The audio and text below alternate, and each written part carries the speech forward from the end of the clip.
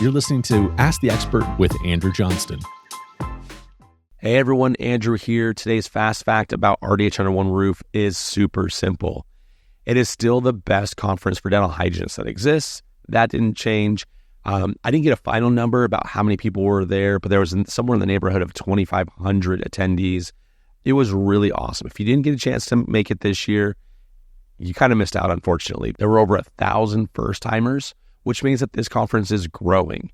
Next year, it's going to be in Dallas, so make sure you mark your calendars now for July 18th to 20th and get that time off request going.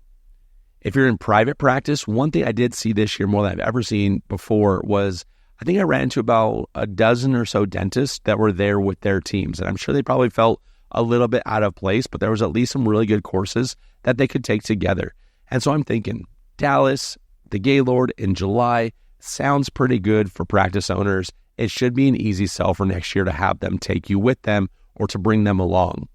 So for this fast fact, I think that we've heard enough of the list of things that you need to do RDH Under One Roof, right? So bring an extra suitcase for all the goodies you're going to get.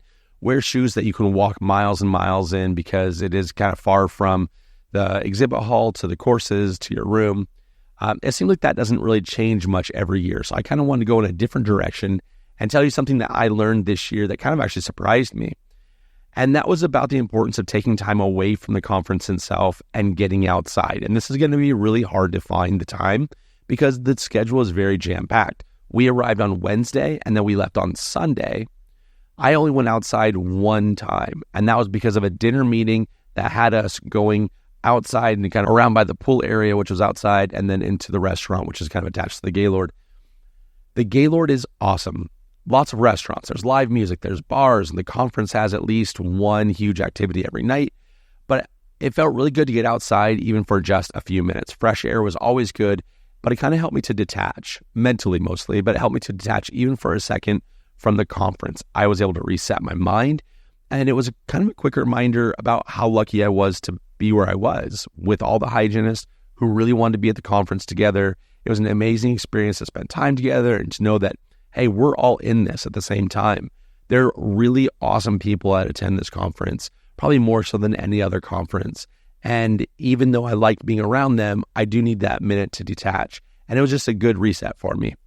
I was just able to be a little bit more grateful for kind of the whole experience. It took me out of it, and then I was able to go back into it. So I would say next year, the Gaylord, again, in Dallas is another large event. If you can go outside, find some time to kind of get away for just a minute, I think that's going to give you a chance to reset as well. So give that a try. That's all for this week. I hope to see you all at next year's Under One Roof. Talk to you soon. Thank you for listening to Fast Facts Ask the Expert. If you have a topic you'd like one of our experts to answer, simply email me, Andrew at ataleoftwohygienist.com, and we will get it on the air as soon as possible. Thanks for listening.